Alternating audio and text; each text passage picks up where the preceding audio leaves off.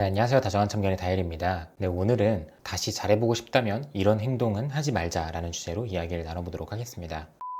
큼지막하게 3가지 정도만 전달을 해보고자 하는데요. 상대방과 다시 잘해보고 싶을 때 하지 말아야 할 첫 번째 행동은 바로 불안해하는 모습을 보이지 않는 것입니다. 사실 이별 통보를 당한 입장이라면 우리의 관계가 영영 이대로 끝날 수도 있겠다라는 불안한 마음 때문에 초조함이 극에 달하는 경우가 많을 수밖에 없는데요. 하지만 이런 불안한 마음과 초조한 마음은 조급함을 불러일으키고, 조급한 마음은 곧 상대에게 폭탄 문자를 보내거나 때를 쓰거나 찾아가거나 이러한 행동들을 유발시키기도 합니다. 그리고 불안하고 감정적인 상태에서 한 번 잘못된 판단과 행동을 하기 시작하면 이 스노우볼이 계속해서 더 안 좋게 굴러가는 경우들이 참 많아요. 그래서 처음에는 그냥 가볍게 안부만 묻고 싶었는데 계속해서 대화를 더 하고 싶어지고, 그러다가 점점 더 욕심이 커져서 얼굴을 보고 마주하면서 설득하고 싶어지고, 그리고 어느덧 스스로 전혀 제어가 되지 않는 상태에 이르기도 하죠. 그렇게 끝내 억지를 부리는 그런 모습들을 많이 보여주게 되고요. 그래서 다시 한번 잘해보고 싶은 마음이 있고 당장 해볼 수 있는 게 있다면 일단 여기서 더 부정적인 감정이 생기지 않게 하는 거, 쉽게 말해서 상황상 더 좋게 만들 수는 없어도 더 최악이 되지는 않을 수 있다고 봅니다. 그래서 감정적인 모습을 보이지 않기 위한 시작점이 바로 나 혼자서 불안하고 초조하고 힘들지언정 상대방 앞에서는 티를 내지 않는 거예요. 특히나 내가 이별 통보를 받은 입장이라면 상대의 마음을 정확하게 잘 모를 수 있잖아요. 그래서 나 혼자서 답답하고 힘이 들 수도 있고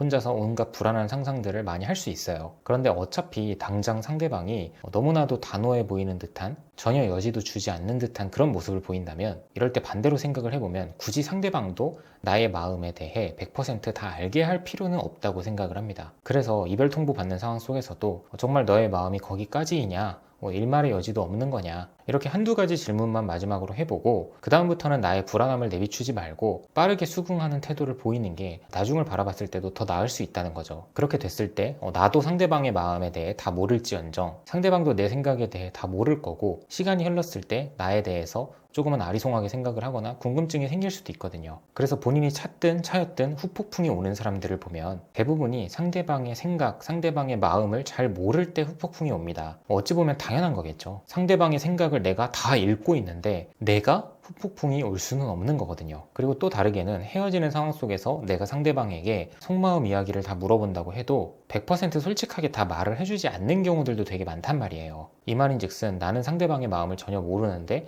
나의 마음은 이미 다 말을 했기 때문에 상대방 입장에서는 앞으로의 나의 행동이나 말이 그리 어렵지 않게 예측이 될 수 있다는 거죠. 그래서 지금 당장은 어차피 안 될 것 같다고 느껴지고 내 나름대로 한두 번 정도 열심히 붙잡아 봤다면 그 다음부터는 열심히 붙잡은 만큼 돌아설 줄도 아는 그런 태도가 필요하다는 겁니다. 마지막까지 상대는 반응도 안 해주는데 나 혼자서 내 모든 패를 다 까고 막 구질구질하게 매달리는 모습만 보이게 되면 상대방 입장에서는 앞으로도 어떻게든 멀리하고 싶은 사람으로 남을 수 있거든요. 그래서 친구들 앞이나 가족들 앞에서는 눈물을 보이고 힘들고 아파하는 모습을 보일지언정 지금 나에게 마음이 많이 식은 상대방 앞에서는 그런 모습들을 보이지 않는 게 어쩌면 나중을 기약하는 방법이자, 또 다르게는 상대방의 마음이 알아서 돌아올 수도 있는 여지를 남기는 길이다. 이렇게 볼 수 있을 것 같습니다. 이어서 두 번째로는 바로 자기 자신을 속이지 않기입니다. 사람은 불리한 상황에 처할수록 극단적인 무리수를 던지게 되기 마련인데요. 생각보다 많은 사람들이 자기 자신에 대해 모르는 경우가 많아요. 연애나 재회 관점으로 한 가지 예를 들어보면 자신이 이 연애에서 지속할 수 있는 노력과 지속할 수 없는 노력에 대해서도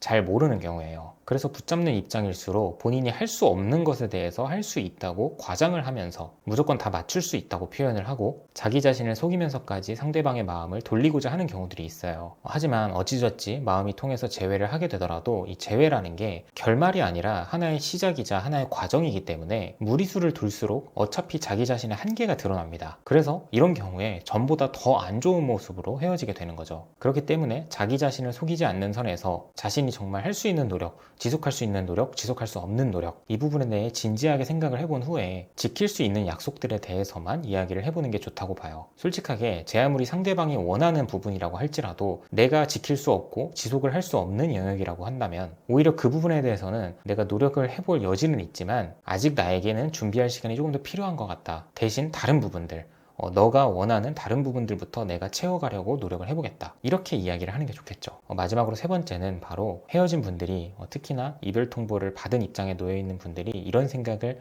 안 했으면 좋겠다라는 마음에 전하고자 하는 부분인데요. 꼭 내가 차였다고 해서 내가 잘못된 건 아니다 라는 메시지입니다. 말 그대로예요. 내가 차였다고 해서 내가 잘못되거나 무조건 내가 틀린 건 아니다라는 거예요. 물론 바람을 피웠다거나 흔히들 이성, 술, 여러 가지 갖가지 문제에 대한 잘못을 했다면 그거는 차이고 나서 욕을 먹어도 싸겠죠. 그런데 우리가 수년간 남부럽지 않게 잘 만나왔고 그 안에서 많은 추억도 쌓고 함께 성장하는 연애를 이어왔는데 마지막에 가서 내가 이별 통보를 받았다고 해서 무조건 내가 더 잘못된 사람이 될 수는 없는 거예요. 인간관계에서도 굳이 시시비비를 따지자고 한다면 누구에게나 잘못과 문제를 찾아낼 수 있습니다. 무조건적으로 내가 다 고쳐야 되고 내가 잘못이라고 생각을 하게 되면 차였는데 자책도 커지고 절망하는 마음, 우울한 감정도 더 커져서 더욱더 힘이 들 수밖에 없습니다. 그래서 감정적으로 내가 다 잘못했다며 처절하게 매달리는 경우가 생기는 거죠. 그런데 이 남녀 관계라는 건 꼭 누군가 한 명이 잘못을 해서 헤어지는 것만은 아니에요. 그냥 자연스럽게 감정이 식을 수도 있다는 거죠. 그리고 막말로 상대가 나에게 솔직한 이별 사유를 말하지는 않았지만 알고 보니 이런 경우들도 있습니다. 어느 순간 같은 회사에 다니는